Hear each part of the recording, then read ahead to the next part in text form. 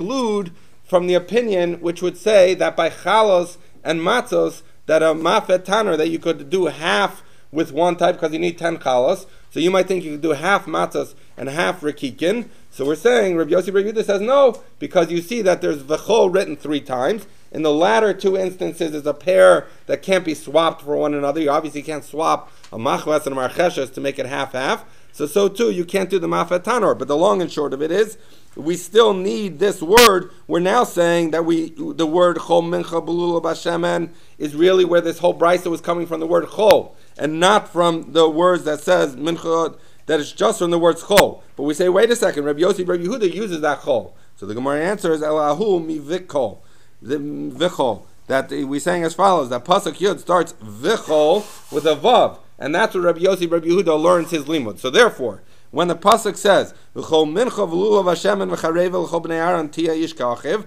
it's going as follows. The vav is telling you Rabbi Yossi Bar Yehuda's halacha that you can't mix the chalos and the chalos and the matzos, right? That's what you learn out from the vav. The chol, the word chol, is what teaches you this entire brisa about how you can't swap one thing for the other. And the words, the actual words which say mincha v'lu Hashem and v'charev l'chol bnei Aaron tia, that's coming to teach you the halacha that Chizkiah taught us in Ayin Beis Amud Beis, which is the idea that this is the source that a minchas sa'orin, that a mincha, which would be either the minchas kenos or the minchas omer, that the shirayim is given to the Kohen, which was Chizkiah's original halacha. Okay, so now we have learned Chizkiah. Ravina says a different answer for how we know, or the source where we see that Kohanim get the shirayim of a carbon mincha that's made out of sa'orin, i.e. the minchas omer and the minchas kenos. So how does he see? We see it. Amar. I'm sorry. We say Ravina Amar Asya Miditani Levi. We can learn it out from that which Levi taught. The Sani Levi, because Levi taught as follows: L'chol karbanam, l'chol minchasam, l'chol chatasam, l'chol hashamam. So we say we have these words. So that it says Zeh yelecha mikodesh hakadashim min ha'esh. This you should have from kodesh kadashim. That's which is esh. Kol karbanam, all their carbon, l'chol minchasam, l'chol chatasam, l'chol hashamam, asher shivuli kodesh kadashim, l'cha hu levanecha. Okay, so we have a bunch of repetitions here. So we're going to darshan each of them as it follows. He says, and this pasuk is written by Matnas Kohuna, where the psukim are listing. These are all the things that the Kohen is entitled to, and it says lechol, lechol, lechol, lechol. It says it multiple times. Why couldn't it just say lechol karbanam, minchasam, chatasam, hashamam? Right. So we're going to darshan each of these chols to be something extra. So kol karbanam. Why do we have that extra word? L'rabas lug shem and shematzoro.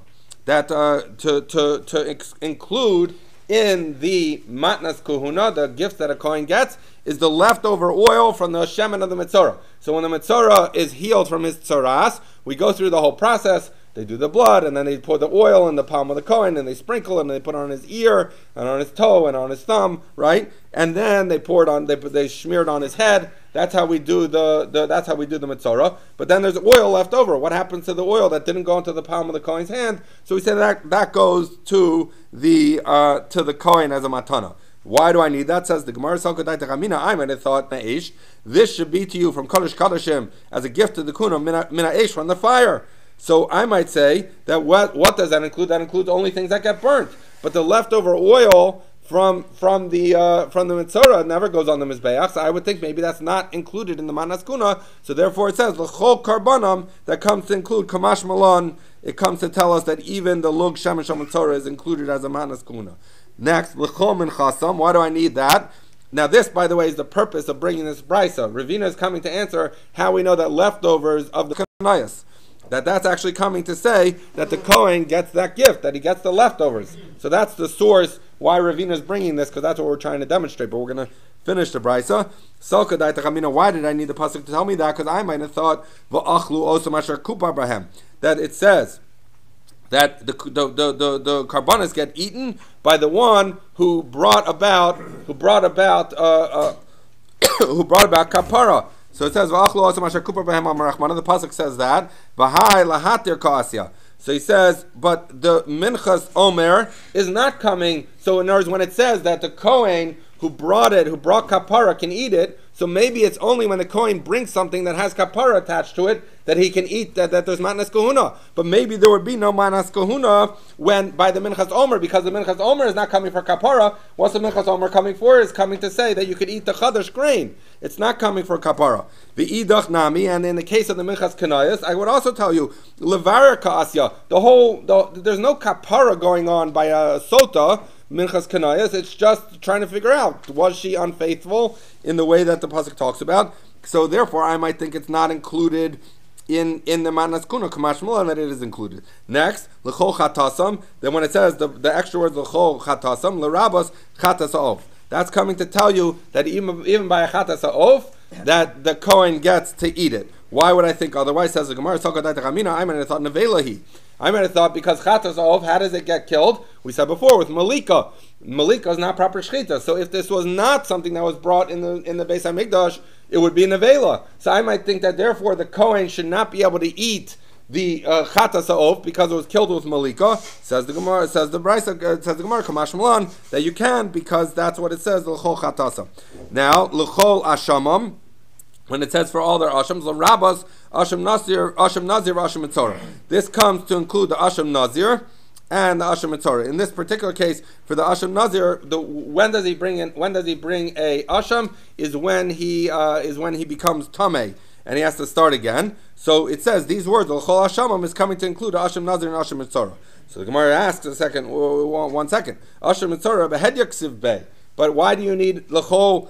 Why do you need l'chol hashamam to teach you that the Kohen gets the leftovers from an asham mitzorah? It's written in the psukim by the asham mitzorah. It says ki kachatas ha'asham hu, that the asham is like a chatas. A chatas goes to the Kohen. That it goes to the Kohen. So why would I need l'chol hashamam to tell me an asham nazir? To tell me an asham mitzorah. So the Gemara says you're right. Rather, the way you should read the Brisa is as follows: El rabas asham nazir ki asham mitzorah. So the words v'chol hashamam is coming to teach you not asham nazir and asham mitzorah. It's coming to tell you just asham nazir, and it's telling you asham mitzorah because it's saying asham nazir, the Kohen gets the leftovers just like an asham mitzorah. So why would I think otherwise? I might have thought lahachshir kaasi, that in the case of a nazir, we're allowing him to now start again his count. Or we're starting the count that's ultimately going to lead to his being able to be kosher and being tamei lamesim or to drink wine. So, but it's not for kapara necessarily. Kamash malan. Therefore, we needed to tell us that there's still matnas kuna. Asher yashivu. This is the pasuk. That this is the end of the pasuk that we're darshaning. So it says Zeg gezel ager lechahi levanecha. So it says that this. So why asher yashivu? Why is that referring to Gezel Ger? First of all, what is Gezel Ger? Gezel Ger is the idea that if you have something from someone and he demands it, you stole something, you had a pikadon, whatever it was, he demands, give it back to me, and you say I don't have it, and you swear. So then you have to bring an asham, you have to pay a chomesh, right? So what happens? So and then even if he dies in the interim, you give it to his heirs. But what happens if he was a ger? And he has no heirs, because a ger, if he doesn't have children after his gerus, is halachically has no relatives. So then what happens? It goes to the Kohen. So the words that we say by the thing, I think is hamushav lashem, right? That's how we say that Gezel Ger goes to the Kohen. And here it says Asher Yashivu Li. So it's a reference to Gezel Ger and telling you that that's in the Matnas Kahuna. Why? And it says L'chahi Levanecha, that it's for you and for your son. Shalachahi Levanecha Afilu L'kadish Bo Zaisha. It is so much yours, meaning it's such a Matnas Kahuna, is that you can even use it to be Mekadesh and Isha. Because in order to marry a woman, you need to be using something that's absolutely yours. So we're saying the gift of Matnas of Gezel Ager, that if someone has to pay the Kohen for the fact that the Ger died, that's full property of the Kohen. It's part of the Matnas Kuna. Okay, so all of this was again a long brisa, and the primary point was just Ravina was saying, you saw in this brisa that by a mincha that's made out of Sa'orin, that the leftovers goes to the Kohen. And that was a second source for how you know that the minchas omer and the minchas kanayos, that the shirayim go to the Kohen. Okay, so now we're going to bring we're on the bottom last three words of the Amud Aleph. We're going to bring a memra, and it's going to be relevant. We're going to bring in our mission as a proof. Amar Rav Huna. Rav Huna says, Amar Beis Shamei ha'ovdei kochavim olos. That basically the idea here is Rav Huna saying that we know that a guy can send a carbon to the Beis Hamikdash. We're saying that what can he send? He can send an olah. And if he sends, let's say he sends a shlamim. Now, why is it only olah and shlamim? Because those are voluntary carbonas. Obviously, a guy can't bring a chatas or an asham because he's not chai of them. So voluntary carbonas are olah and asham. So Rav Huna is saying that basically a guy can only bring an olah. And if he says he's bringing a shlamim, that we treat that like an olah, and therefore the whole thing gets burned on the mizbeach, and nothing goes to the kohanim. So the Gemara says, how do I know that? Either I could bring it to you from a source, from a pasuk, or I could bring it from you from logic. So I could tell you a reason, I don't know if it's logic, but a reason why we say, because how does a guy think? What is a guy used to when you talk about karbanos? Is the idea you burn something up to God, right? The idea that you go to Kohen is not what he has in mind. So therefore, even if he says the word shlamim, you say what he really meant is an olah, because a guy thinks of a carbon as something that gets burnt, that gets fully offered up to God. Alternatively, I'll bring it from a pasuk. It says, Asher yakrivu Hashem la'olah. That the pasuk is written. It says, Daber al Aaron v'al v'al kol bnei Yisrael. You should speak to Aaron and his sons and all of bnei Yisrael. V'marta lehem ish mi beis Yisrael u'minager b'Yisrael asher yakriv karbono l'chol nidreim l'chol nidvosam asher yakrivu l'Hashem la'olah. So we say ish, which tells you even a guy, and then the end of the pasuk says asher yakrivu l'Hashem, that which they offer to Hashem la'olah is for an olah. So he's saying you see a source that when a guy brings a carbon, it's always an olah. That's the biblical source for it. Kol de mekarvi, anything that a guy brings, olah lahave, it's going to be an olah. Okay, so the halacha of Rav Huna is that a guy can bring an olah, and if he brings a shlamim, it's still an olah. Okay, ask the Gemara. Masad Rav Chaim bar Guria. Rav Chaim bar Guria asked as follows: Ove kochavim shes nadev lahavi shlamim. The Brisa says that if you have a guy who brings in a dava that who says he's going to bring a shlamim, nasnam liyisrael ochlan, nasam lekohen ochlan. So if he gives it to Yisrael, the Yisrael eats it, and if he gives it to the Kohen eats it. So it seems to be saying that there is a leftover portion that does not get burned on the mizbeach and gets given either to Yisrael or to a Kohen. So that would seem to be saying that he can bring a shlamim, because if the choices are shlamim or an olah gets burned entirely on the mizbeach. So it must be talking about a shlamim. But Rav Huna said that there's never a shlamim, and if he brings a shlamim, you burn the whole thing on the mizbeach. So the question is, what is this brisa talking about? Rava says, Hachi Kamer, this is what it's saying. Amanashi is chaper behen Yisrael ochlan. Amanashi is chaper behen Kohen ochlan. He's saying, no, really it's coming to tell you that if the guy brings as Rashi points out, that basically it's just a gift to the Jew. The Jew is obligated to bring a neder and a dava. If the guy wants to bring it, he can bring it. If he does it for a Jew, then the Jew eats it. If he does it for a Kohen, the Kohen eats it. But the idea is, it's not the guy's carbon, it's the Jew's carbon. He's just the fiscal sponsor. He's paying for it. But it does not mean that there's actually a shlamim that part of it gets eaten, because any carbon brought by a guy, if he's bringing it for himself, not for a Jew, would get fully burned according to Rav Chisda. Okay, Maser Rav Shizbi. Rav Shizbi asks from our Mishnah, which is why we bring this here in our Gemara, Elu menachos nekmatzos v'shirein lakohanim. That these are the minchas that get a kemitza taken from them, and the remainder gets eaten by the kohanim. That was our Mishnah. And what was one of the things we said? Minchas of the kochavim. They have a minchas of the kochavim. So you see that a mincha is not an olah. So you see the idea that there's a minchas of the kochavim. So we say, Rabbi Yochanan says, Lo kasha, ha Rabbi Yosei Aglili, ha Rabbi Akiva. He says that the Rav Chisda, so we have our Mishnah, which seems to say a guy can bring something other than an olah. And we have Rav Chisda saying that you can't. So we're saying that's going to be tali in a machlokas Tanayim. That when Rav Chisda said it, he was banking on the other Tana, because where do we see this machlokas? It's a Sanya, because we learned in a Brisa. Ish matam ulomar ish. So it says, the pasuk says ish. So what's it telling you by repeating this? The Rabbah says of the kochavim shenodrin nedarim and nedavas kisra. That why he's saying ish, that it's coming to tell you that that a guy can bring a carbon just like Yisrael. Asher yakrivu Hashem la'olah. So he says that which he brings to Hashem should be an olah, which was the source we were saying before for Rav Chisda about how he knows that you can only bring an olah. But this, mind you, is Rav Yossi Aglili who says you can bring other things. So ein li ela olah shlamim minayin. So he says that would tell me only an olah. How do I know that a guy can bring a shlamim too? Talmud Lomer. Therefore it says nidreihem. That it has the word nidreihem that in that pasuk, which tells you that even he can even bring a shlamim. Toda minayin. How do I know he can bring a toda? Talmud Lomer nidvosam. That it said the pasuk says they're nidavos. Minayin l'rabas ha'ofos v'hayayin v'alavona v'ha'etzim. How do I know that he can bring a bird carbon or yayin that he could bring? We're going to see later from the Gemara that this is speaking specifically by nesachim that are brought on their own. Remember, nesachim can be brought as an accompaniment to a shlamim, or it can be brought on its own. We're not talking about someone who brings just yayin. V'alavona v'ha'etzim. We've dealt previously exactly what that means.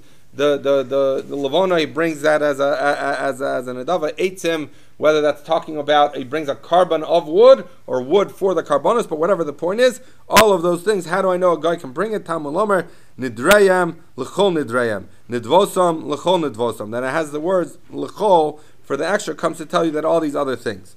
Okay, so basically what you see here is Rabbi Yossi Aglili is this opinion, and he's telling us a guy can bring all these things. He can bring a shlamim, he can bring a toda, he can bring an ola, he can bring wood, he can bring lavona, he can bring all these things, right? So im keimat hamalamar ola.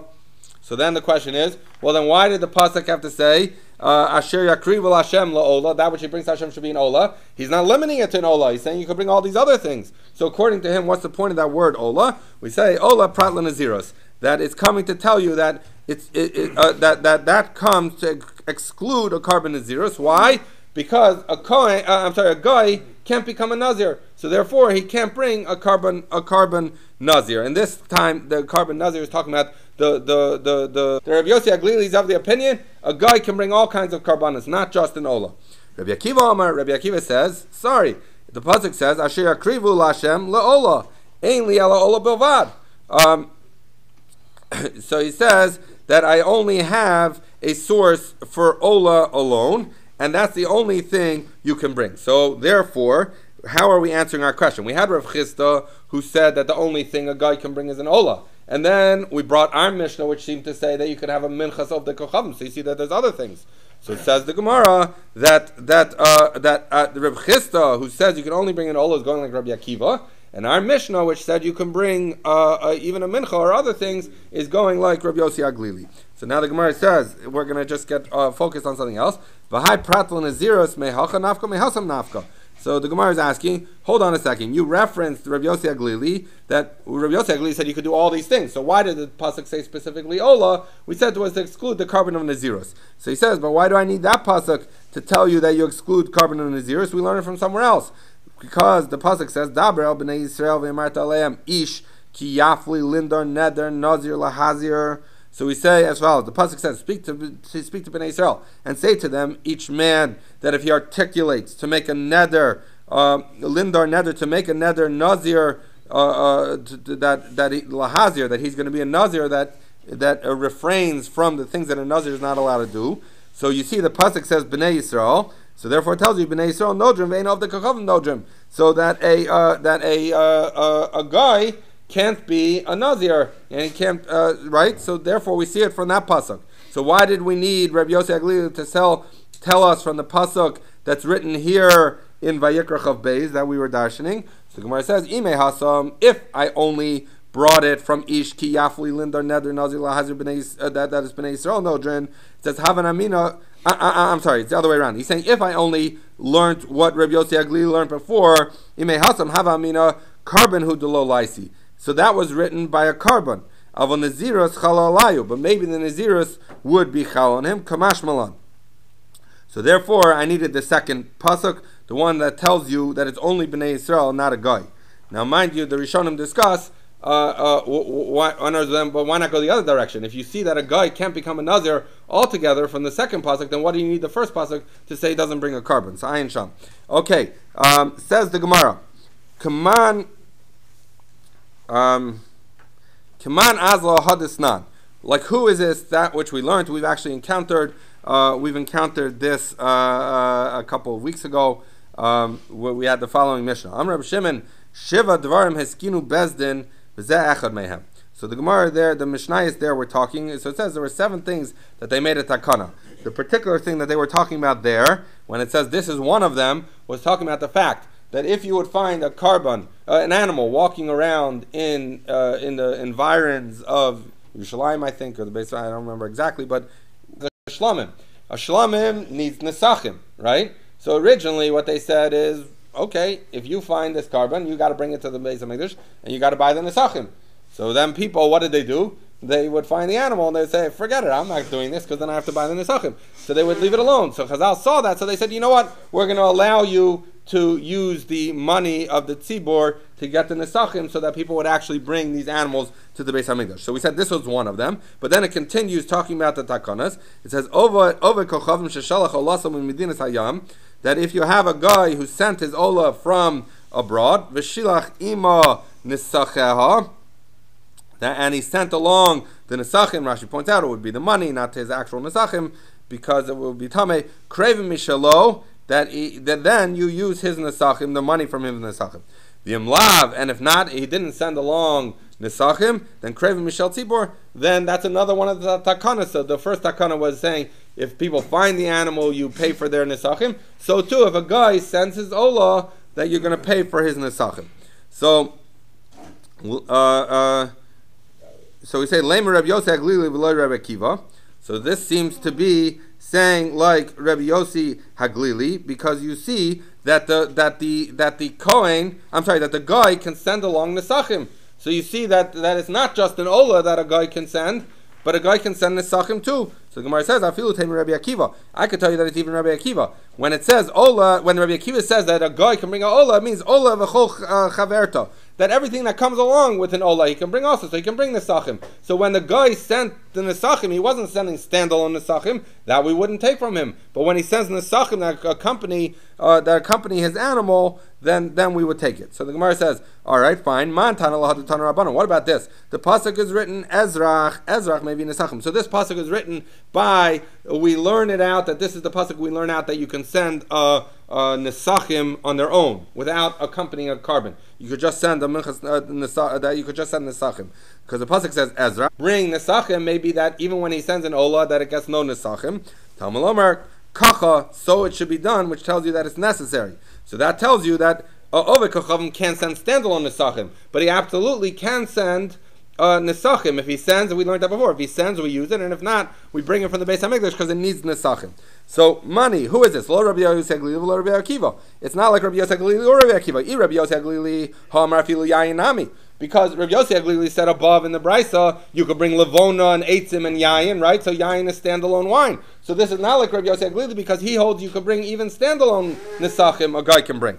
And I Rabbi Akiva ha'amar oila in midiachrini lo. So he says, but if it's Rabbi Akiva, how could you say that he could bring along nesachim? The only thing he could send is an olah. So the Gemara says, "Ibai same Rabbi Yossi Haglili, Ibai same Rabbi Akiva." Says, "Ibai same Rabbi Yossi Haglili." Maybe I'll tell you it's Rabbi Yossi Haglili. Sami me'ahi yayin. We had that list before, levona, eitzim, whatever. It says take wine out of that list and say that Rabbi Yossi Haglili agrees that you can send nesachim with a carbon, but you can't do standalone wine.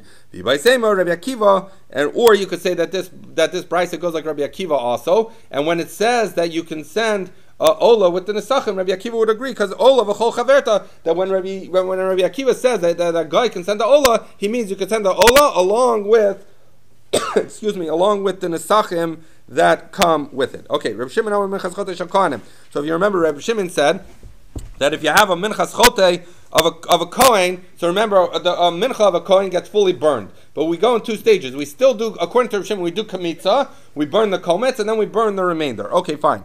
Minan imili. So how do we know this? The Tana Rabbanan, because we learned as follows. V'haisa l'kohen kamincha. We says that the pasuk is written. That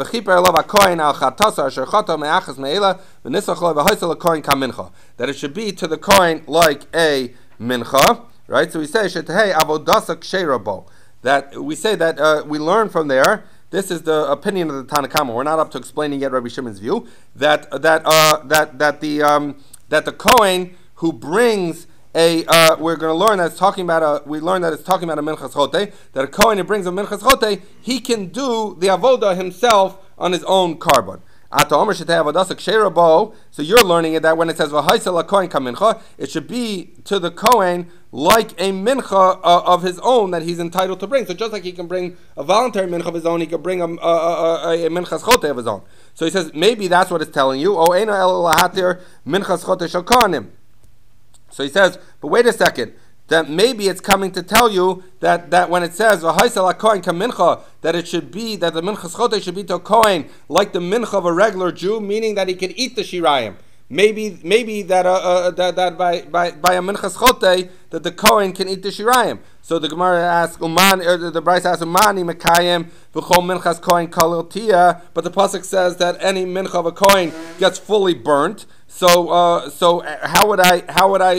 could you think that the minchas chote of a kohen that the shirayim get eaten by the kohen? So it says v'chol minchas kohen kalil tia lo sochel. So we say minchas nedavaso avchovaso teinechalas. That I might think that when does it say that the mincha of a kohen gets fully burnt and he doesn't eat the shirayim? It's only by a minchas nedava, a voluntary mincha. But if it's a chova, then it should get eaten. So the Gemara says, Tamalomar, therefore it says, v'haisa lekohen kam mincha, that it says that should be to the kohen is a obligatory thing, and it's being makeshet to his regular mincha, kohen's regular mincha, which is in a nedava. Man nedavasa in a nechelas, avchavasa in a nechelas. So just like his nedava gets fully burnt, so too his chova gets fully burnt, and therefore that's why the Tanna Kama learns out from that pasuk.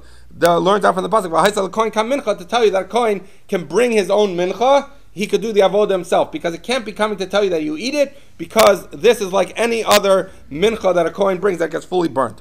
Rabbi Shimon said to that, did the pasuk say that this should be to the kohen like his own mincha which he's allowed to bring? It didn't say that. It says that the minchas chote should be like a mincha. So rather he's saying it's not coming to tell you halacha, but it's coming to tell you that a minchas chote of a karnim is like a minchas chote of a regular Jew. Man minchas chote sheisor nikmetzes, af minchas chote shel karnim nikmetzes. He says the chiddush is coming to tell you is what, which is what Rav Shit tell you. That's what you learned from the minchas chote of a kohen from a minchas chote of a regular Jew. The minchas chote of the first. If you're telling me that there's a hekesh between the mincha of a regular Jew and the mincha of a kohen, and you're learning from the mincha of a regular Jew that just like that gets kemitza, so too the minchas chote of a kohen gets kemitza. Well, why not learn that just like a regular mincha, not only does it get kemitza, but it also gets eaten. The shirayim get eaten by the kohen. So say also that the minchas chote of a kohen doesn't get fully burned, but rather the shirayim go to the kohen. Tamalomar, he says la kohen kam mincha, that it says v'haisa la kohen kam mincha. So it's making a hackish between the kohen and the mincha. La kohen kam mincha v'lo leishim kam mincha. He says for that portion of the avoda that relates to the kohen, which is what? The kemitza. So in that case, we learn from a regular Jew, just like a kemitza is done first, so too by minchas chote of a kohen. So we learn that much from a regular Jew. But so we say. But as relates to the halachas of a kohen, you learn from a regular mincha to a minchas chote and say they do kemitza. But as relates to things that have to do with burning it, that you don't learn, and those have a separate halacha. The Jews' leftovers are going to go to a kohen, and the kohen's minchas chote, the leftovers are going to go to the fire. Haketzad. So how does it work? In other words, what does it mean you learn only for the kohen? Kometz karev ba'atzmo, v'shirayim krevim ba'atzmo. So ultimately, you're going to burn everything. You learn from the regular Yisrael's mincha that you take kemitza first, and you burn it. But then you have a separate halacha by the minchas chote of a kohen that even the shirayim get burnt, unlike the regular shirayim of a regular Jew. Okay.